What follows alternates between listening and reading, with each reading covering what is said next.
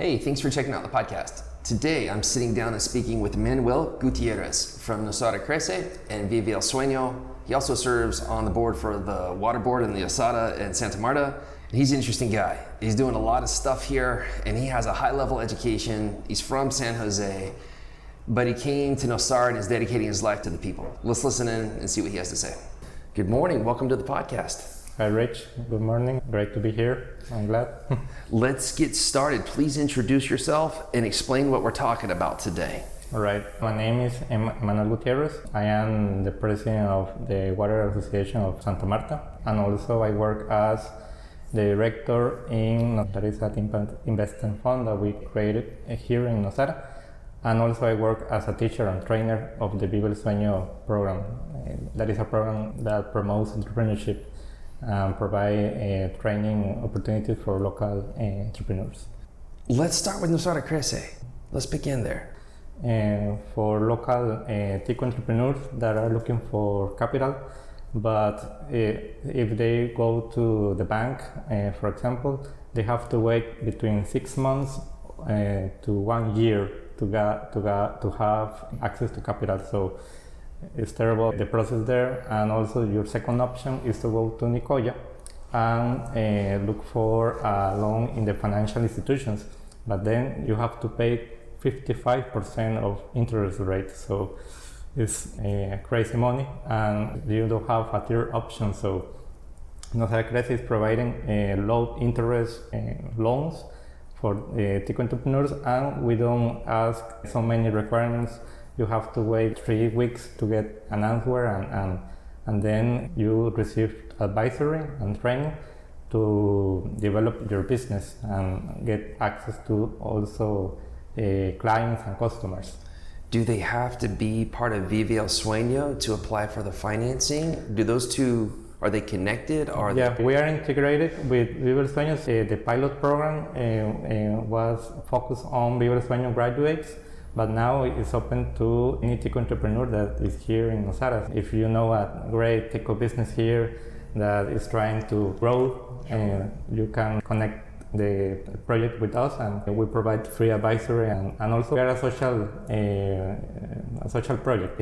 We can tell you, hey, you don't need a loan, you don't need to pay me the interest, right? Because you are not prepared to get a loan. First, you have to bring me, I don't know, better customers, or let's work with your permit, because I don't know. Whatever, many things. So before we go further, for people listening, can you explain what Vive el Sueno is, so that as you're talking, they might understand how the two homogenize? Yeah, Vive el Sueno is a training program. It's focused on, for example, developing business skills, but also empower the people here to become entrepreneurs or business owners. Most of the participants are women that didn't complete the high school in Nosara, and the average schooling level is 60 years. Yeah, that is like our target market, and we have graduated 310 people.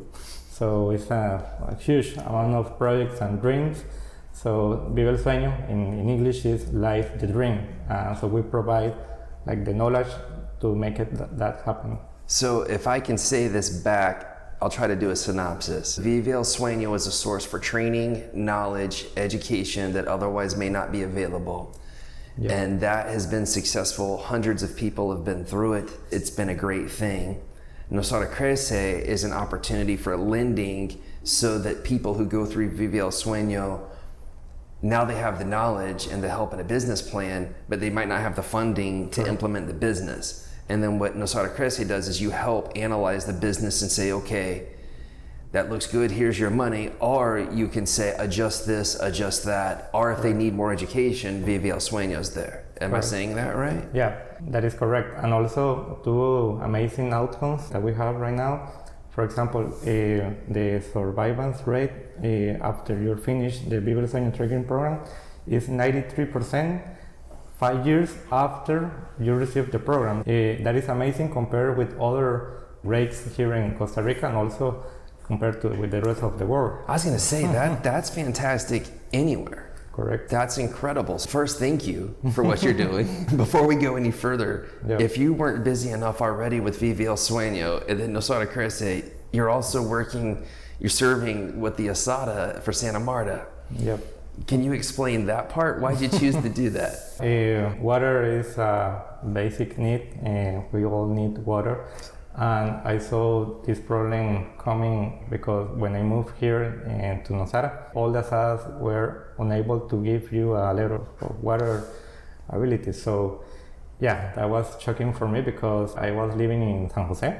I was born in Cartago, and there you don't have problem to access the water. It's available always. So here in Guanacaste was, wow, this is new for me. And when I went deep to know what's going on, there's too much work to do because we want to provide water to the next generations, and we are having troubles right now, a problem right now.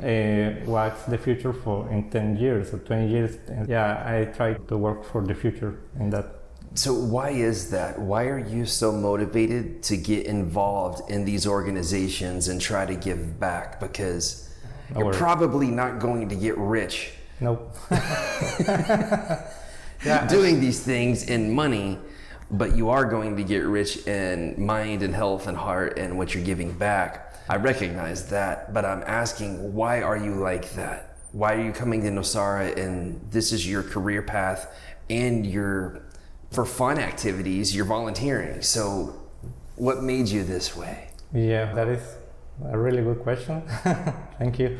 Because it's really difficult to find human resources here willing to work in these social avenues. Of course, if you have a master's degree, you can have access to a really high income. But right now in Nosara, I believe that it is more important for us, for all the community members living here, but also for Costa Rica and the rest of the world to demonstrate that if Nosara, that is a community with access to resources, and that we have a really, interest source of income expats with a high percentage power living here. If we don't demonstrate that we can create a sustainable model to live and to grow, it's really complicated or difficult to build the same in other communities in Costa Rica and the rest of the world. So yeah, Nosara is like an example of a pilot program of what we can do in the rest of the communities in Costa Rica, because we are having the same problems in Santa Teresa, in San Juanillo, in El Coco, in Punta Arenas, Limón. The work that we are doing here, the impact could be awesome if we demonstrate that it's possible. So that's my mission, my goal. And of course, I won't be rich, but if I can give I don't have kids now, but if I have kids in the future and I can provide like a better community and a better world, I will be more than happy. So that is my personal goal. What made you this way? Probably was to know the situations of the Tico family that are living here in the coastal region, because it's difficult. It's quite difficult. For example, I had an interview with a family, a poor family that is living in Santa Marta, and they say to me, "I am poor, but here in Nosara, I am poorer. I have less access to income." So I was like, I don't know, why do you move to Nosara if you are getting in troubles here? I don't know, but for example, if I go to a supermarket, I have to buy the same things, or if I get sick and I go to the pharmacy or to the drugstore, I have to pay the same prices that the expats and the tourist people have to pay. So the basic needs in Nosara are really expensive to cover. That was shocking for me. So I cannot be happy, or I cannot be a successful person if the people around me is not happy, but also if they don't have access to a good quality of life. So it's important to me, Yeah, that's a good point. I share that in some ways, although we're obviously very different people in appearances And where we're from, I'm from the United States, and where I live is Florida, and everyone's from everywhere, like just from everywhere, different races, colors, locations. It was just whoever got an education and worked really hard had the opportunity. And here, when I moved here, it was very interesting because it was very different.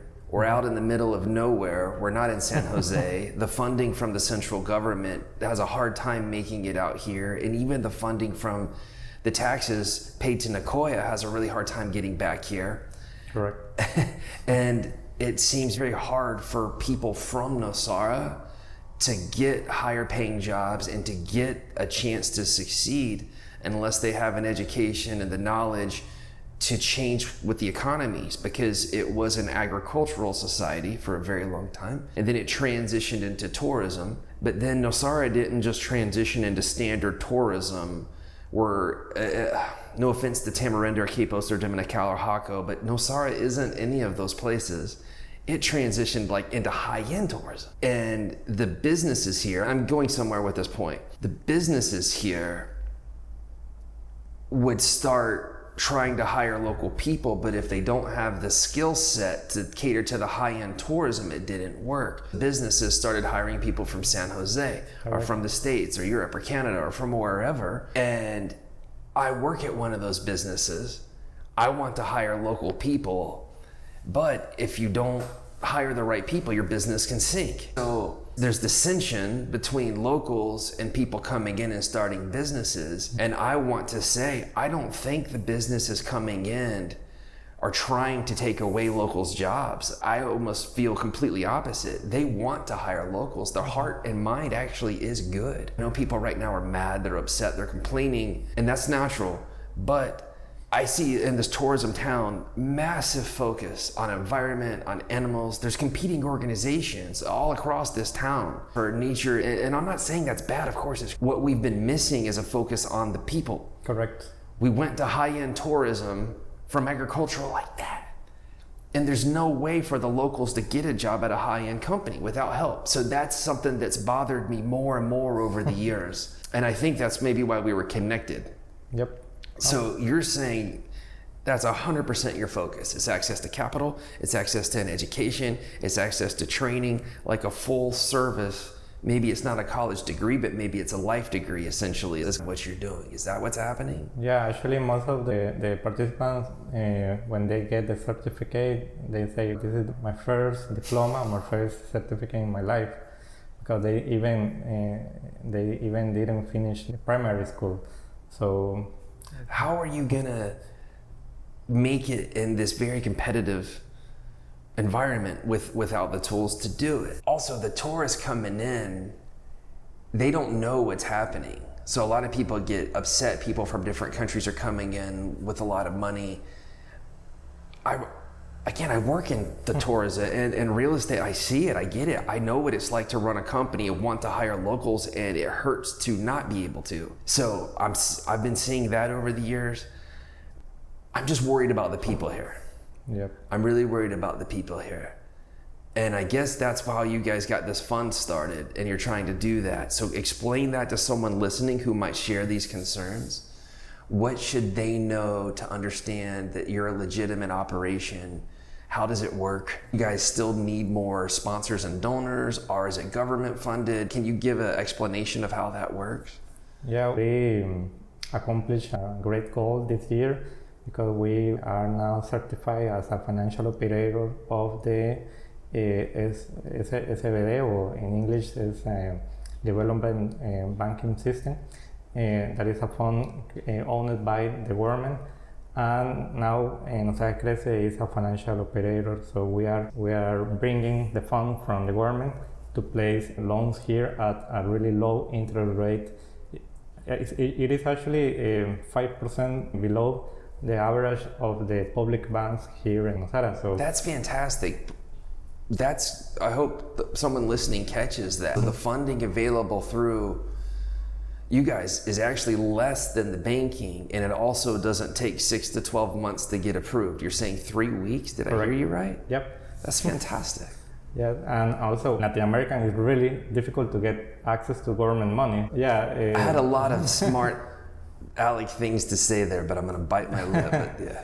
No, but other firms like KPMG, we have more allies that, for example, they audit our work. So we are being recognized by several institutions, and also our challenge right now is the fundraising, because you can provide the funds at a really low interest rates. Where is the profit, or where is the sort of sustainable? How does it work? What's making it work? So we look for partners that are willing to donate, I don't know, like a capital, right, to the fund, but also we want to work with investors, because we want to provide more risky opportunities for the ones that have problem to access the government requirements. Not everyone can get approved in your 3-week time frame, but there's other scenarios you want to reach, and that's where you need donations. Is that Correct. Accurate? Yep, and also we want to create more funds, because, for example, the water and the problem with the septic systems here in Nosara,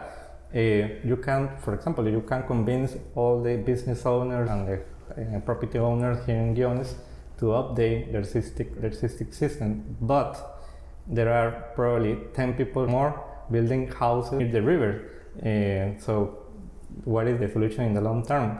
You have to provide access to that solution through financing or through capital, because it's impossible to donate the system to everybody that is building a house, right?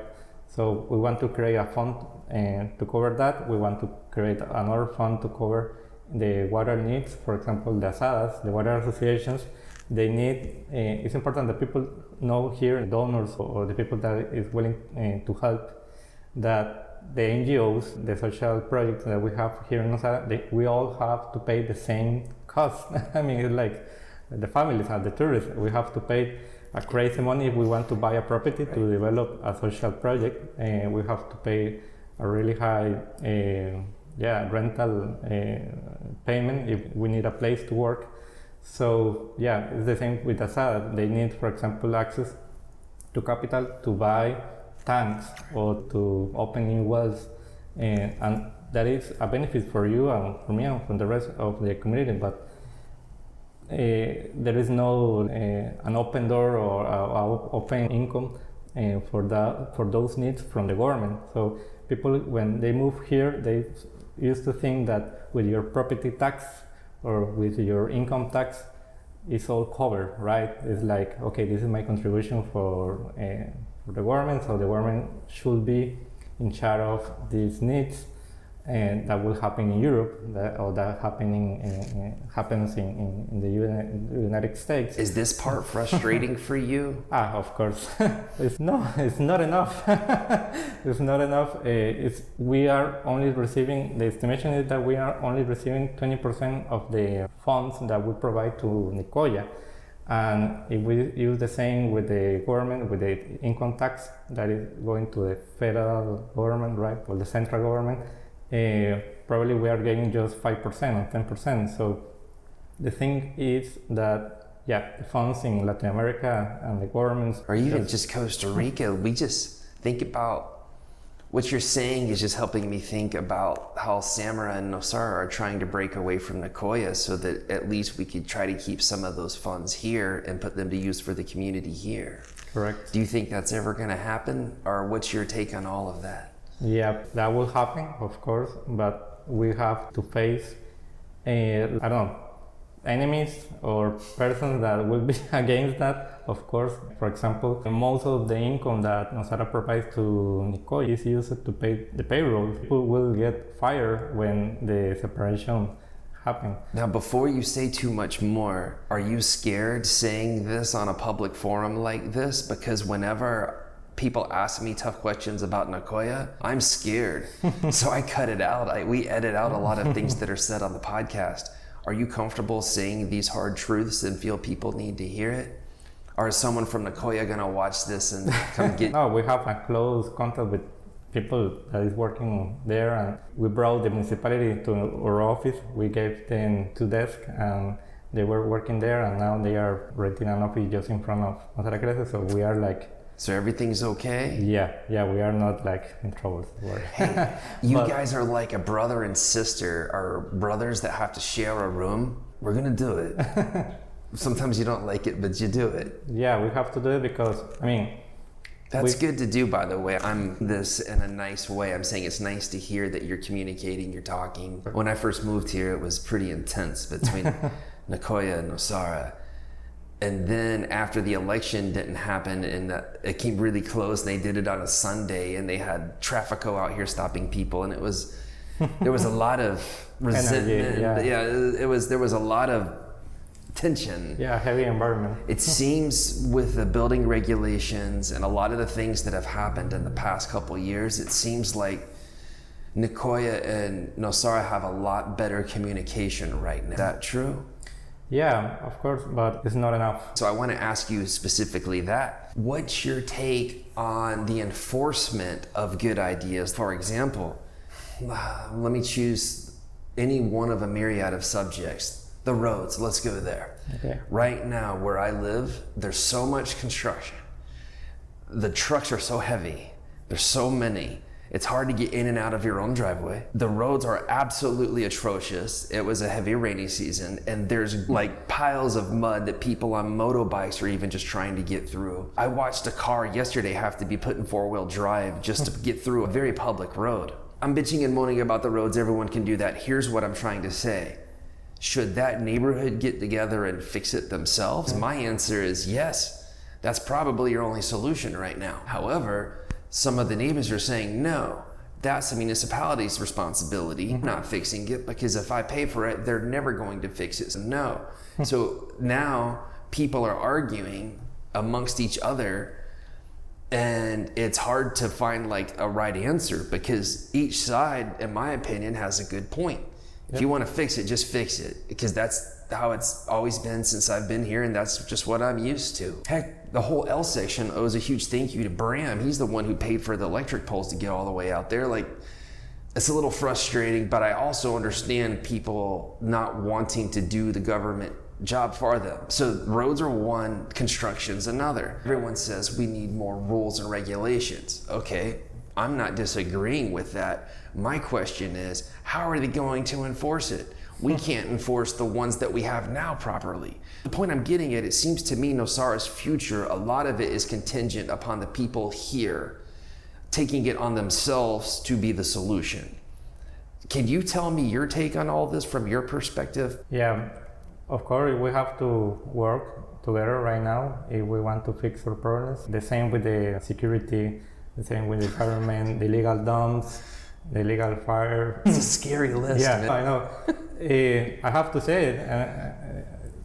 Someone has to say it. Nosara is a free-for-all region. It's a free-for-all, like a world. There is no rules, and we have to fix our issues. Our issues right now, working as a community. Of course, there are like gaps, and these discussions will affect the time required to get a solution. But in the long term, we have to work in, for example, to separate Nosara from Nicoya. That is something that we cannot like just ignore it. It's true that we need it to have a solution, a long-term solution here, because the distance between Nicoya and Nosara is the same distance between Cartago downtown and Alajuela downtown, two major cities in the Central Valley. It's 2 times the distance between Cartago and Alajuela. Right. Of course, we don't have highways in between. The access, and also who is working in the municipality or who is working in the health department in Nicoya, people that is from Nicoya, people that are from Nicoya. So the point of view of the people is not taken into account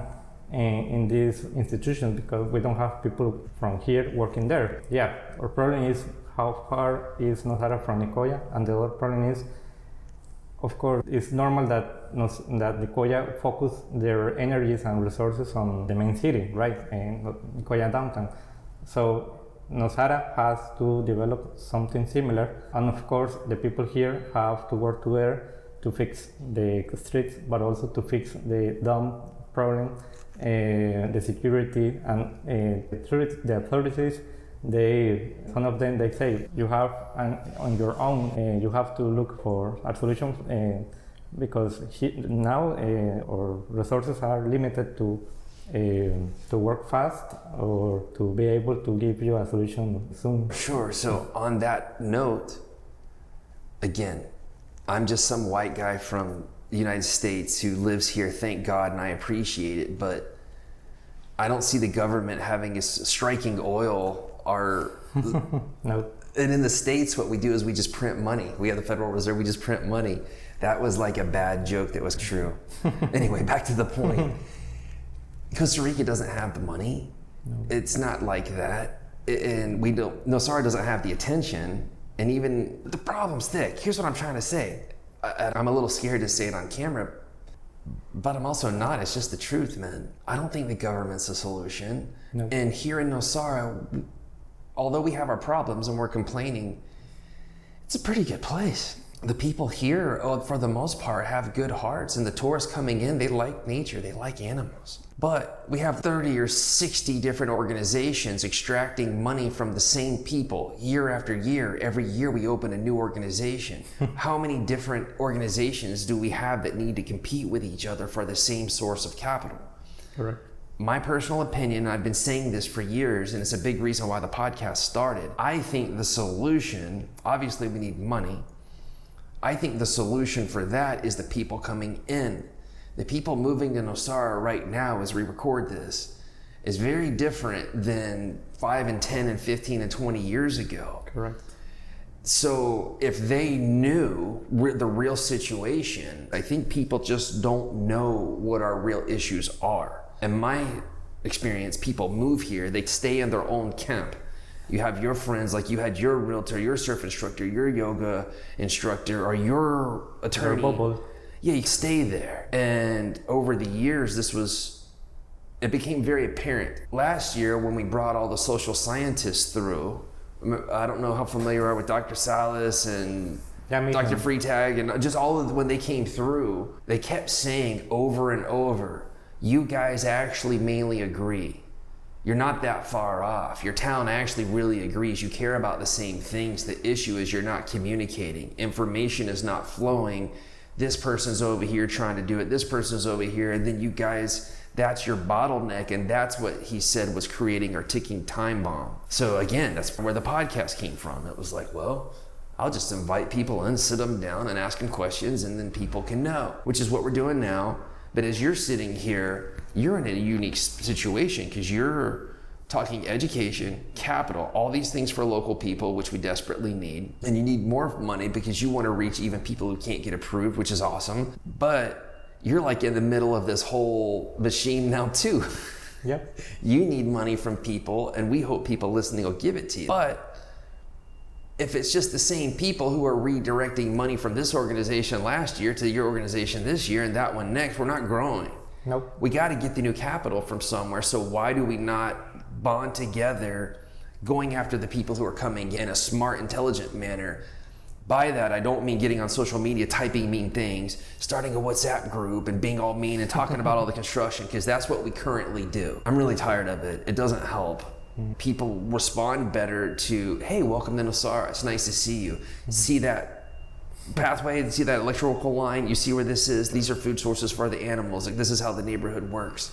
If we do that, we make it like exciting and happy to do these things as opposed to just bitching and yelling.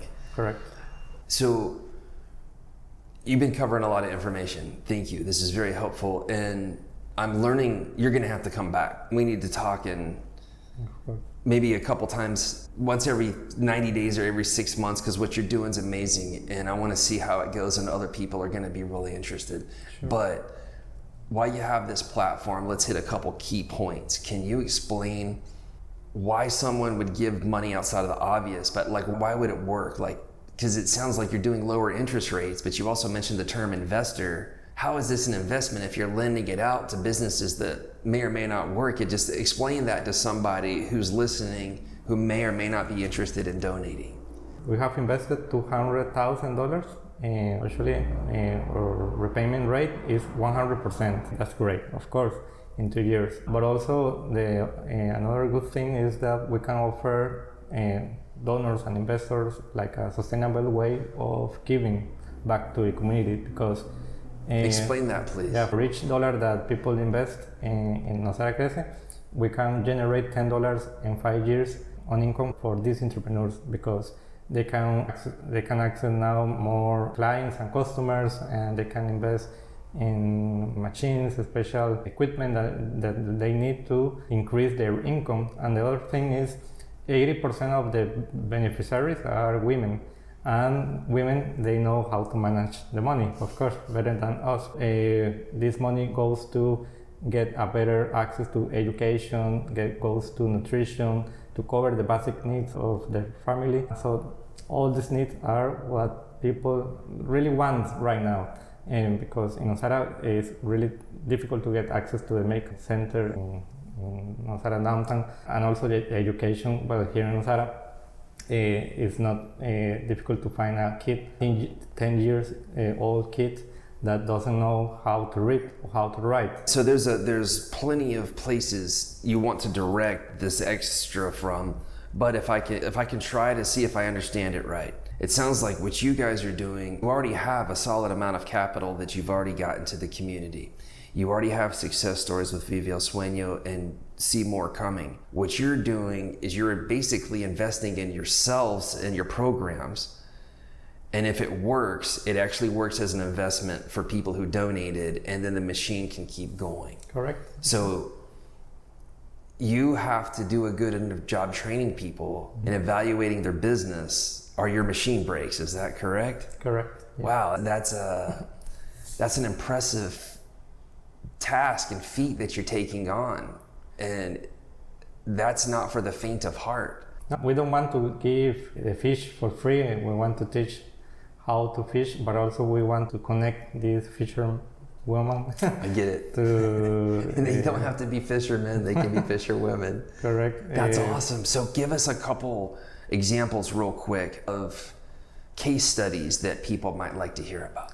Yeah, we had a great entrepreneur. She was participating in the program behind his husband, because he was like, "Oh, you don't have permission to go there," but she was there anyway. And so she, in the whole program, she finished the program. She had a bakery in her home, and now she's selling products to 5 different supermarkets. Because she realized that she was selling the product in a really low price, so we helped her to improve their pricing, and now it's awesome because her husband is her employee now. They are working together, and of course he changed his mind about this, I don't know, like empowerment, personal empowerment. So you had a couple different wins there. Yeah, of course, and a family that is owing a growing business. That is really important. Other case is Shirley. She has a boy, and now with her business, she provides the funds to pay for the university education for his kid. Without the business, she won't be able to pay for that access. And most of the entrepreneurs that we provide training and financing, they use the knowledge, or they use the income that they are generating to provide a better access to education, because here in Nosara is one of the most concerning needs that the Tico family have right now. That makes sense. That's awesome to hear. Can I ask a tough question? Yep.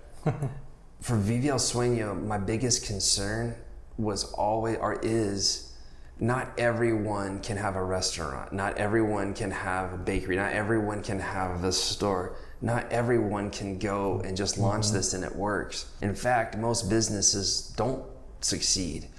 So the risk for you is high, because you need to give them the knowledge and the education and the platform, but they have to go and act these things consistently over a long period of time in a very small competitive town. What's your solution to that? Yeah, and of course they have to compete now with more and more foreign capital and foreign entrepreneurs that are making business here. So yeah, our solution, we provide English lessons for free to all entrepreneurs so they can compete in the honest market and pelada market. But also we are connecting these people in major companies in town. For example, hotels or the big restaurants that are like stable and they want to improve their value chain. We connect these entrepreneurs to become suppliers. It's incredible. For example, I knew a hotel here that was buying their fish in San Jose because they didn't find a supplier here in Nosara or in San Juanillo. So when we studied the case, the problem was that the fisher guys didn't have the tax registration complete. So for us was, come here and I will do that in 5 minutes for you for free. Are you seeing more cases like that where it's something small that can be fixed and you guys can go help them? Yeah, for us it's a really tiny effort compared with the impact that provides to these people because it acts to provide education, to provide... That's very interesting. How many people out there have skills and talents and knowledge, but maybe they can't communicate with the new populace, or maybe they're just not legally set up, so they keep their current comfortable world. That's who you're trying to reach. Correct. And there are gems out there, but that is our work, to find the gems, to clean it up, and then to show or to connect these gems with the people that are looking for good suppliers here in town. Of course, you want to be here, for example, eating really good food, traditional things with a local artisan and for culture. From the thing is, both sides get benefits from our work, but of course it's an expensive work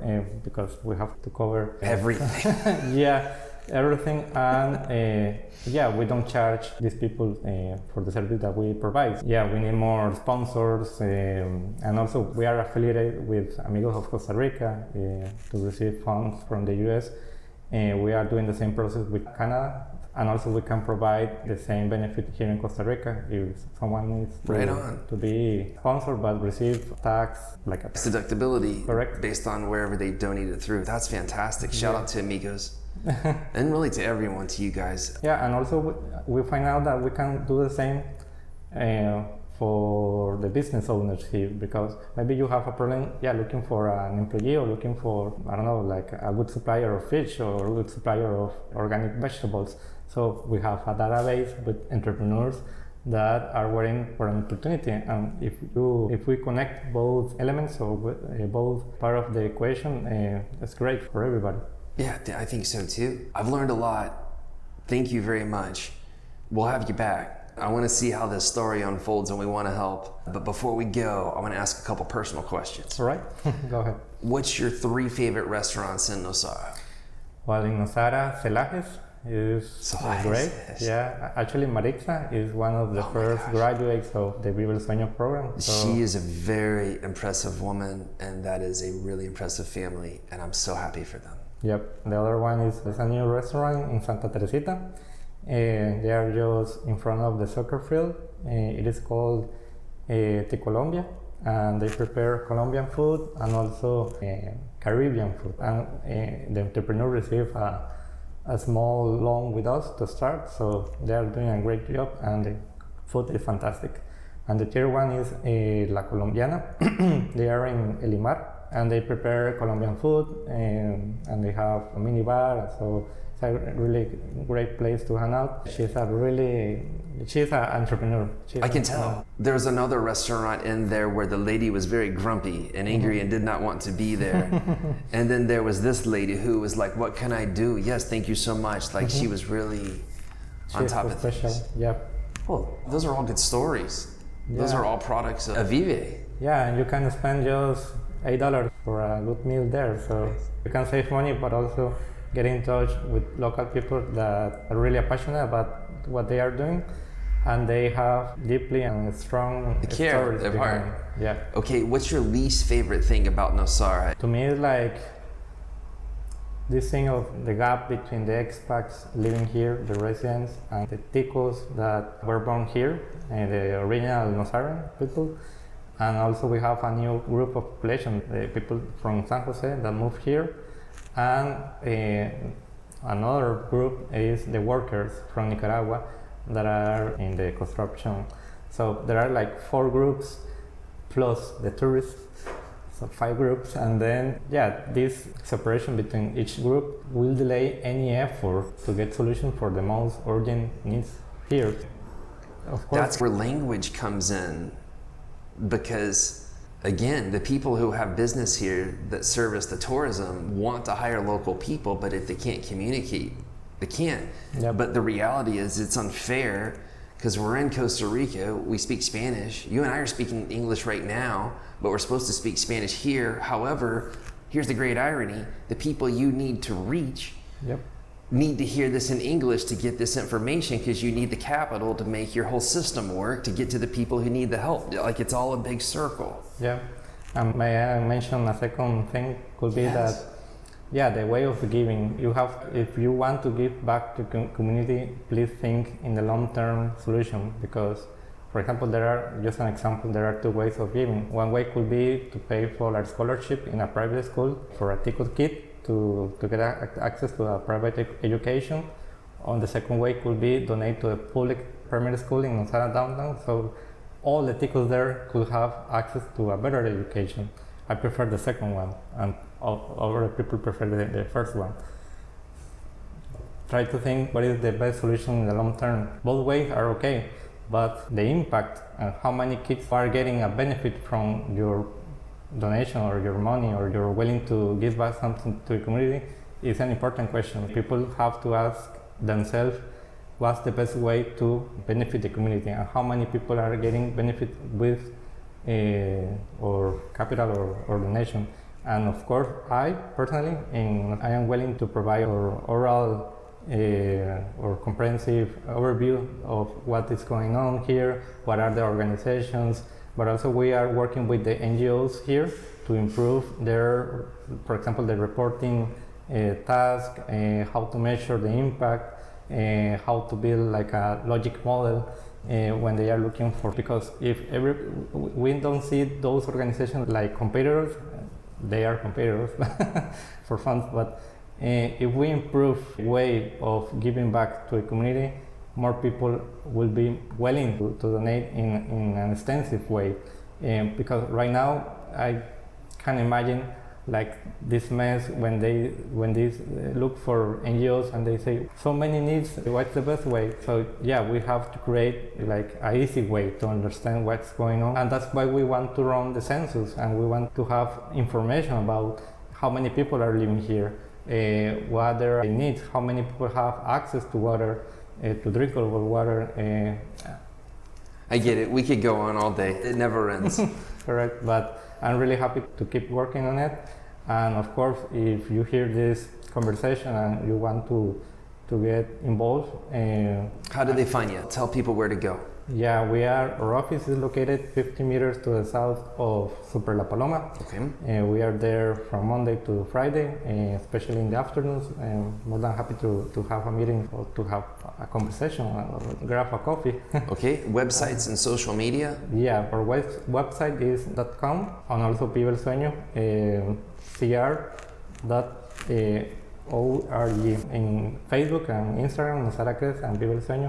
It's easy to find, and of course we want to expand what we are doing, and our next goal is to replicate our model in other coastal communities in Guanacaste. For example, Samara. We need this as a way to develop in a sustainable way our context and community. Thank you very much. Thank you to everyone who donates for anything, anytime. Some eye-opening, not all pleasant things came to mind as you were discussing all this, because it's an ongoing problem and it always will be, but it's nice to know some people are addressing it, and you guys are focusing on getting to the people and helping locals actually truly have a shot at the life that they want to have. Correct. That's really cool. Thanks. Thank you, Rich.